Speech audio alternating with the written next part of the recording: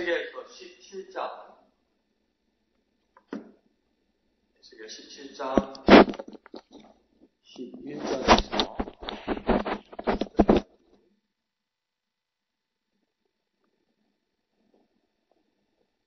11절에서 24절까지 다 같이 한음성으로 읽겠습니다. 시작. 여호와의 말씀이 또 내게 임하여 이르시되 너는 반역하는 족속에게 묻기를 너희가 이 비유를 깨닫지 못하겠느냐 하고 그들에게 말하기를 바벨론 왕이 예루살렘에 이르러 왕과 고관을 사로잡아 바벨론 자기에게로 끌어가고 그 왕족 중에서 하나를 택하여 언약을 세우고 그에게 맹세하게 하고 또 그 땅에 능한 자들을 옮겨 갔나니 이는 나라를 낮추어 스스로 서지 못하고 그 언약을 지켜야 능히 서게 하려 하였음이거늘 그가 사절을 애굽에 보낸 말과 군대를 구함으로 바벨론 왕을 배반하였으니 형통하겠느냐 이런 일을 행한 자가 피하겠느냐 언약을 배반하고야 피하겠느냐 주 여호와의 말씀이니라.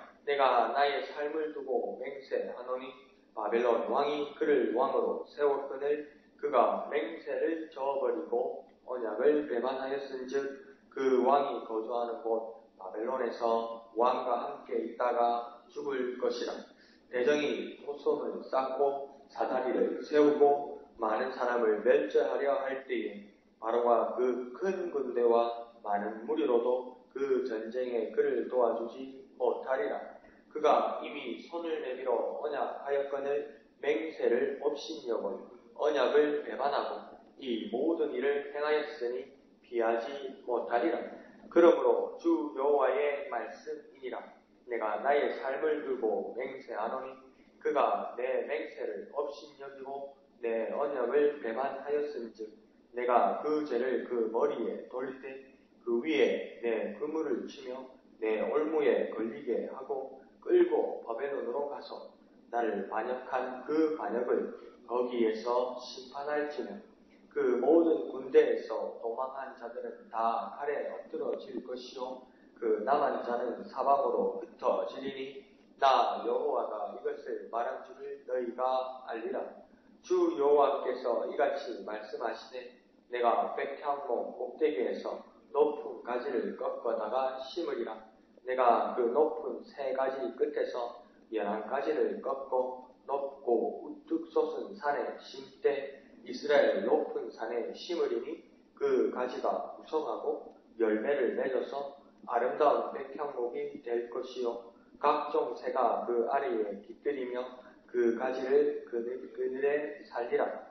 들의 모든 나무가 나 여호와는 높은 나무를 낮추고 낮은 나무를 높이며 푸른 나무를 말리고 마른 나무를 무성하게 하는 줄 알리라.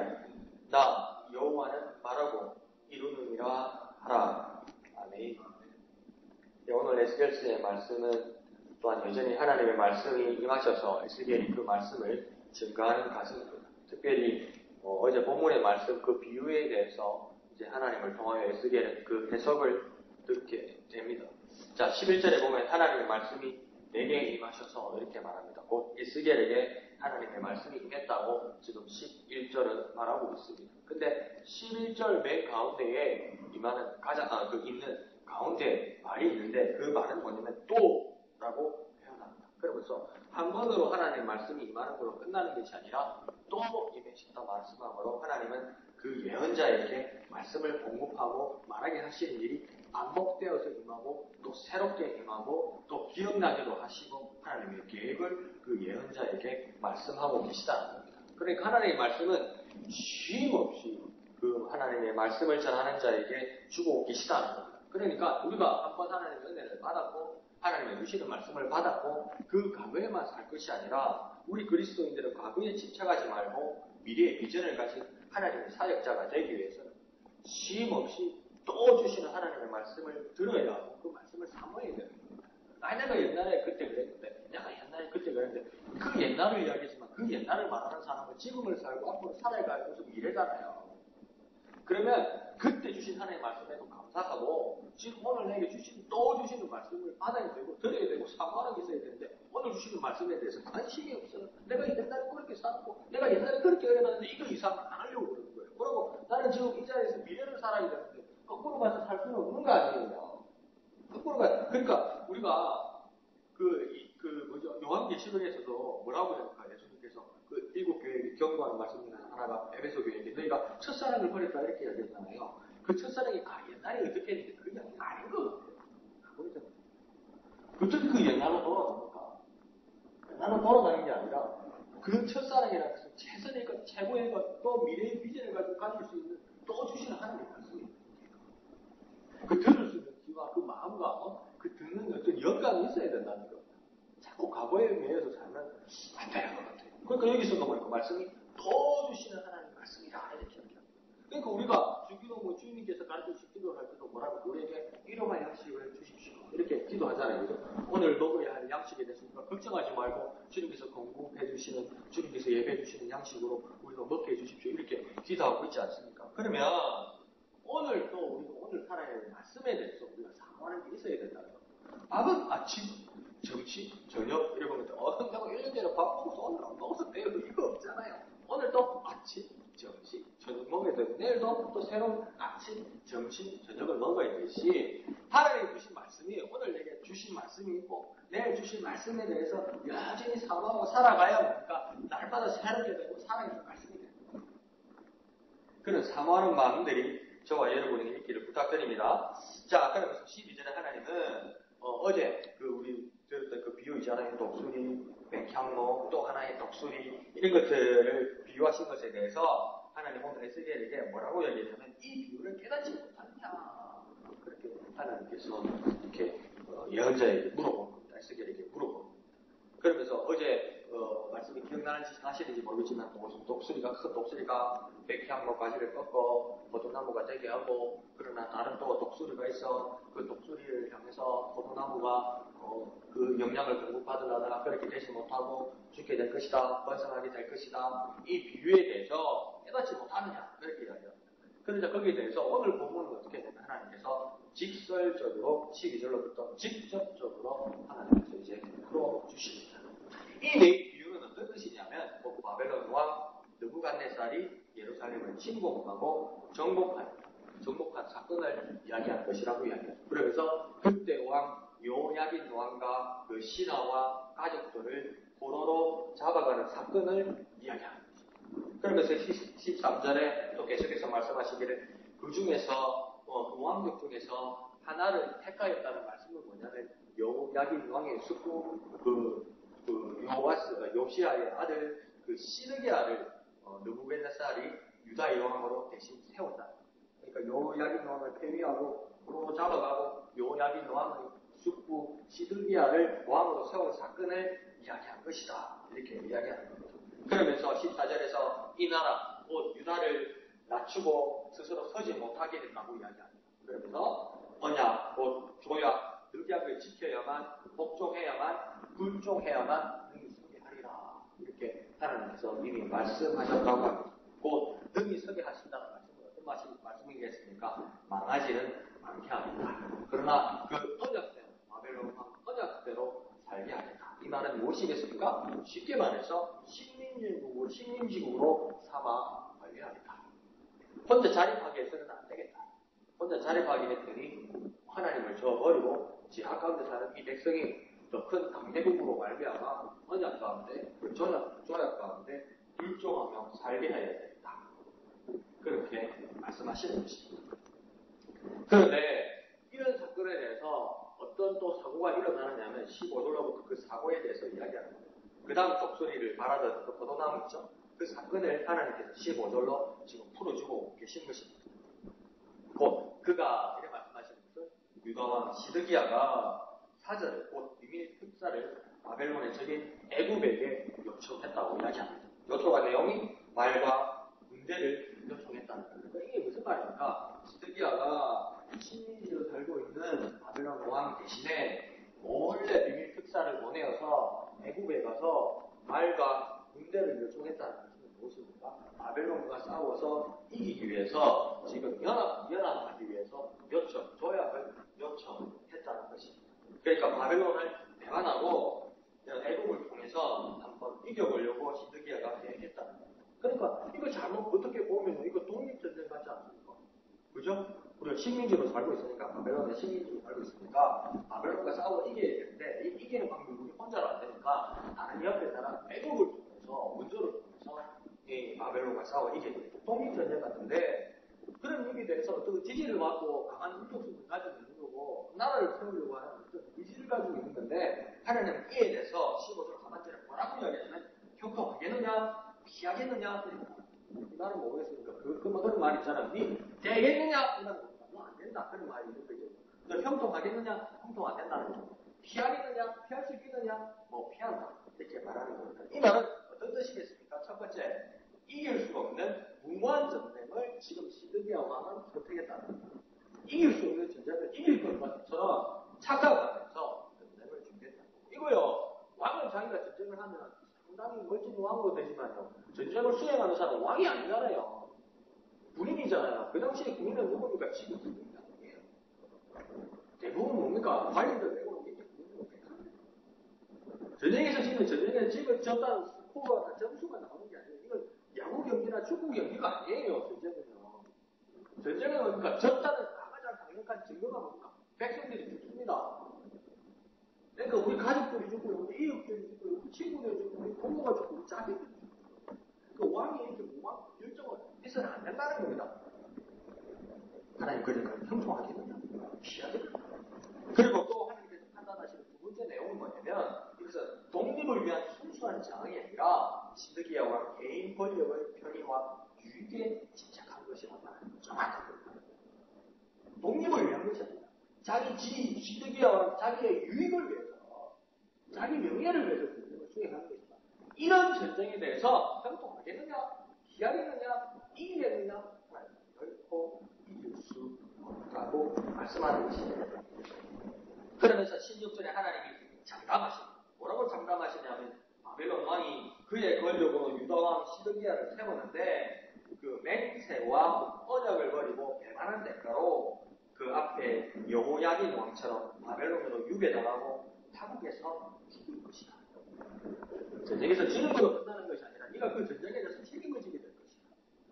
이전에는 그냥 항복하고 이 자리를 보존할 수 있었는지 모르겠는데 이번에는 그렇게 안 된다. 전에도 그렇게 되지 않았지 않았느냐. 너희 조카 앞에 왕이 여호야긴 왕이 전쟁에서 져서 유배당해서 바벨론에 가서 살게 되는 것처럼 너도 이제 더 비참하게 바벨론으로 유배 가는데 유배 가서 고향으로 돌아오지 못하고 거기서 죽게 될 것이다. 이렇게 이거는 책임지라는 겁니다.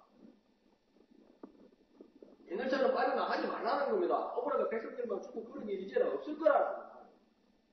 책임 좀 지라는 겁니다. 책임 좀.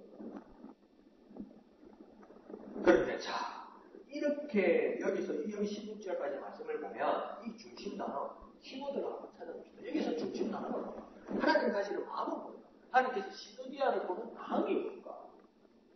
그러니까 계속 이렇게 하나님께서 설명하고 해석하고 이거 풀어가시면서 하시는 말씀이 뭘까? 그래 멸망한다는 거 아닙니까? 잘못해서 죽는 거 아닙니까? 그 말도 맞는데 다른 교장 이 중심을 찾아보면 배신, 반론 이런 말 믿음과 의를 저버리고 돌아섰고 약속을 어겨버리고 언약을 파기시키고 신뢰가 없는 사람이 되고 의리가 없는 사람이 되고 하나님 앞에는 믿음이 없는 사람이 되고 하나님의 약속을 함부로 버린 사람이 되는 겁니다. 하나님의 시드기야가 독립의지를 가졌다고 전혀 판단하지 않으십니다. 그 시드기야의 마음에는 배반만이 있었던 겁니다. 더 깊이 들어가서 말씀드리면 능력도 없는 자가 판단이 흐리고 마음이 사악하고 이기적이어서 나라를 망치고 자신과 가족과 백성을 억울하게 죽음에 이르게 한다. 하나님은 그렇게 판단하십니다. 참으로 어리석다. 그렇게 말씀하고 어리석은 데서 하나를 더 더했는데 악하다. 그 하나 되고 그 이기적이다. 그게 어떻게 왕이 될 수 있냐. 공자가 말하면 역사를 보고 자기는 왕을 돌려다녀야 된다. 정통성 그런 이야기 하지 말아요. 정통성 부르다가 백성을 굴복하고 백성을 죽는다. 그런 말이에요. 자, 우리가 보통 그런 말을 하지 않습니까? 사리 판단한다고 말하지 않습니다. 사리를 판단 판단하는 거고 사례 좀 판단해라고 하는데 사례 판단하는 것도 사실 참 어렵죠. 그런데 더 문제는 사례를 판단 못하면 내가 사례를 판단 못하네요. 내가 부족합니다. 이러기 때문에 보통 우리의 모습은 어떻습니까? 더 문제는 아는 척을 합니다. 모르는데 아는 척을 합니다. 그래서 더 일을 그르치. 근데 하나님 보실 때 이런 시너기아를 참 한심한 짝이에요. 모르면 모르고 모르면 하나님께 지혜를 구하고 모르면 하나님께 지혜를 받는 자에게 물어봐야 되는데 아는 척 하더라.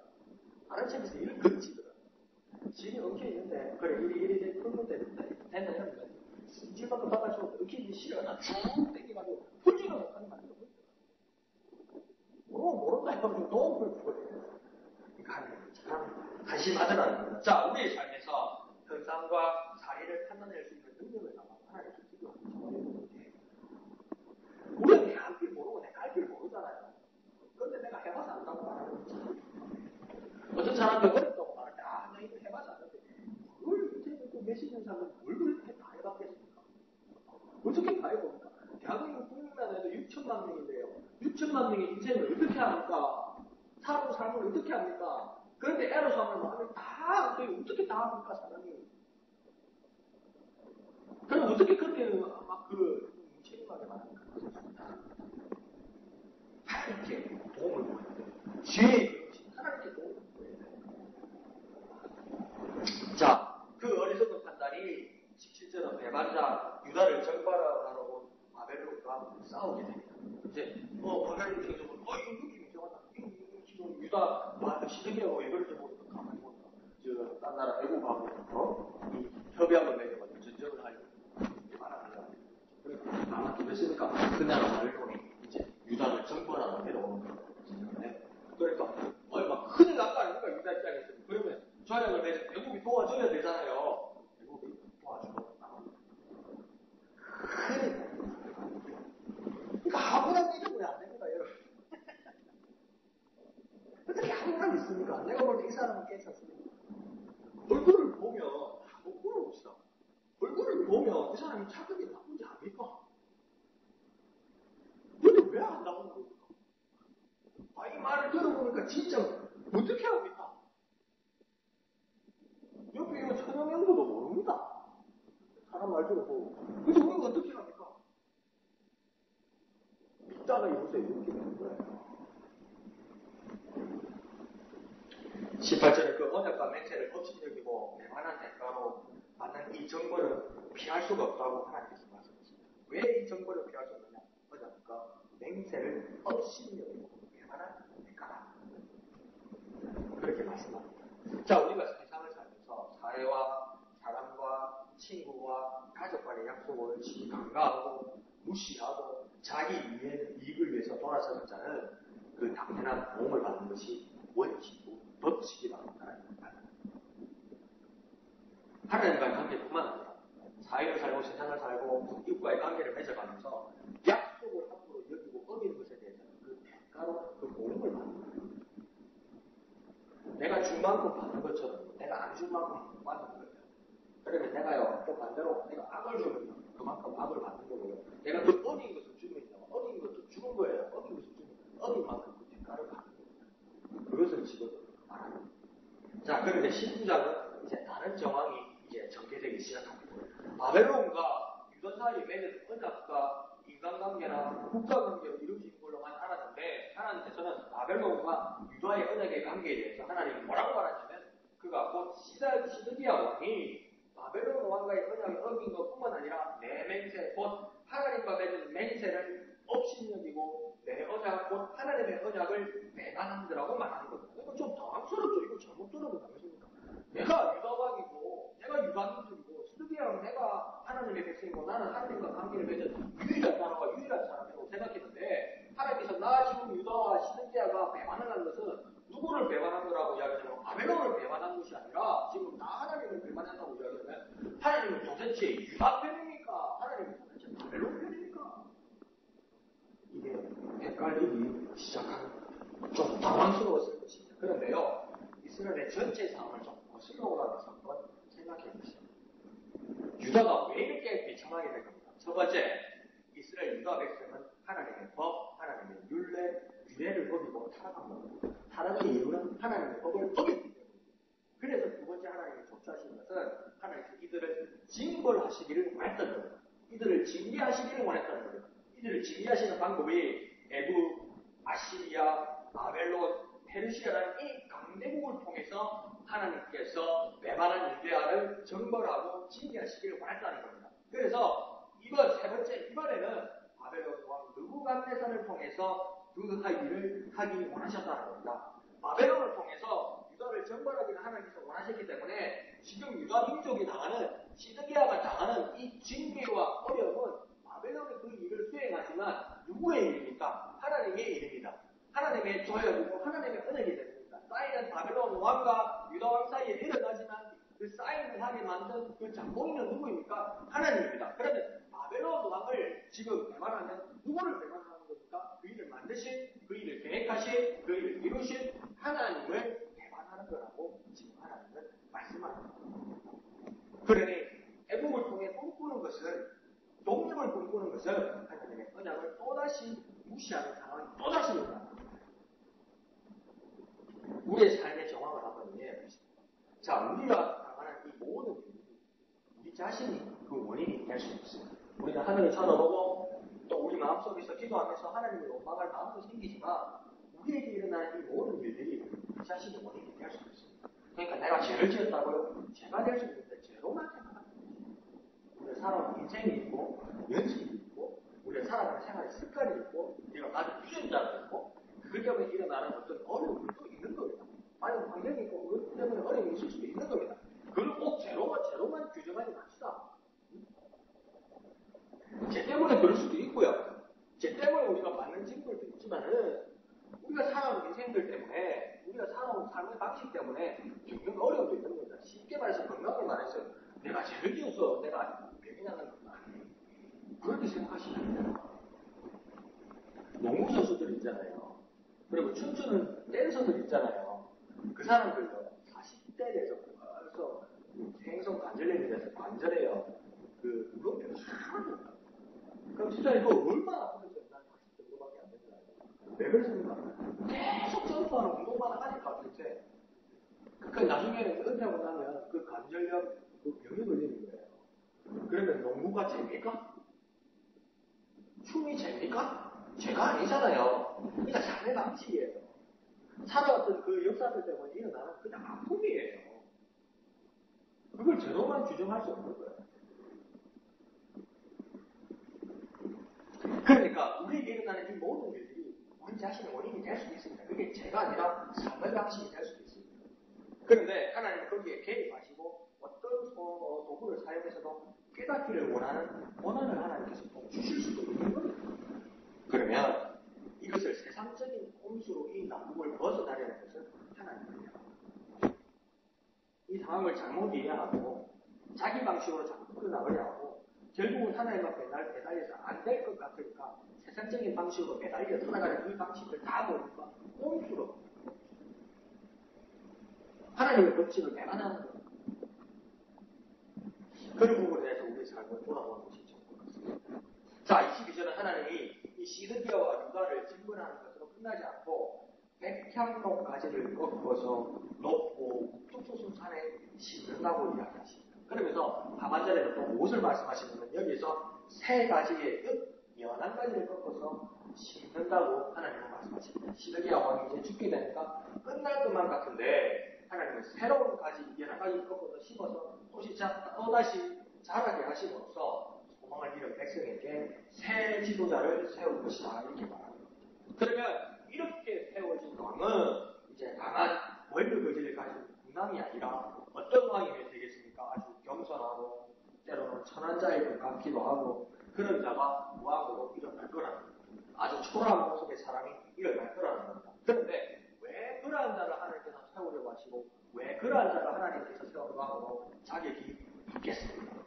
이왕이면 덩치도 크고 이왕이면 잘생겼고 이왕이면 똑똑하고 이왕이면 대안이 있는 그런 사람, 지도력이 있고 군사력이 있는 사람을 왕으로 세워야 앞으로 이 난국에 있는 유다를 이겨나갈 것 같은데 최소한 외교력이라고 되어 있고 최소한 깨라고 있는 사람으로 세워야 이 어려운 나라를 이길 수 있을 것 같은데 왜 넓고 어리석고 착한 사람을 왕으로 하나님께서 직접 사용했다고 말하시고 그를 자격이 있다고 이야기합니까?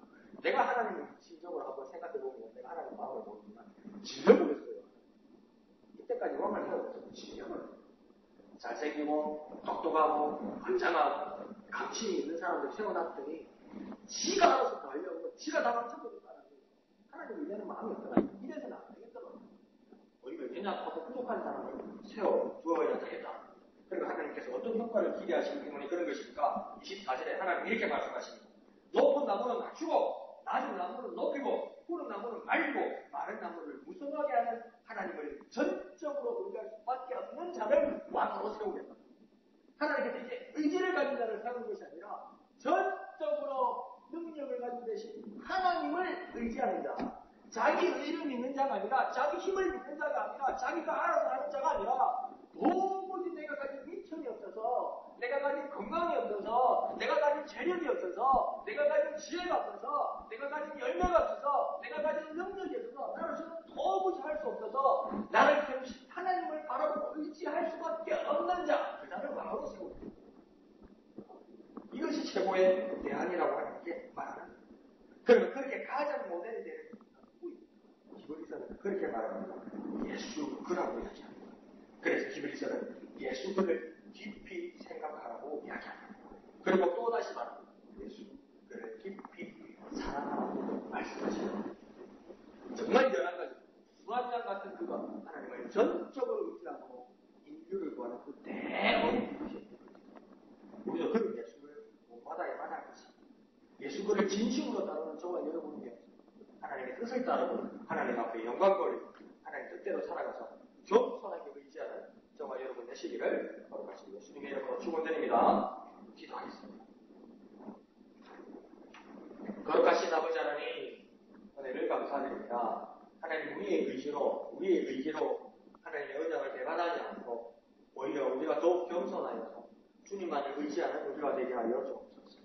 11가지 같고 순한 약 같은 예수 그리스도께서 하나님의 뜻을 이루었던 것처럼 우리 또한 예수님처럼 깊이 사랑하고 깊이 생각하고 진심으로 따르는 우리들이 될 수 있도록 주님 은혜 베풀어 주시옵소서. 모든 것을 감사드리며 거룩하신 예수님의 이름으로 기도하옵나이다. 아멘. 이 시간 말씀을 생각하시면서 기도하시고 또한 지내지역 보호관을 위해서 기도해 주시기를 부탁드립니다. 오늘 밤 금요일 10시 금요 기도회 있습니다. 참여하셔서 받으시길 부탁드립니다. 토요일 예배당 위와 식당 사역을 위해서 신하는 분들을 위해서 더욱 기도해 주시기를 부탁드립니다. 교회를 위해서 더욱 기도해 주시고 또 1호사 전도회를 위해서 한 사람이 5사람을 전도하고 세 사람을 등록시키는 일을 위해서 더욱 기도하고 또 하나님 앞에 영광 돌리는 일로 나서시기를 부탁드립니다. 이를 위해서 또 각자 기도의 제목을 가지고 같이 기도하겠습니다. 다시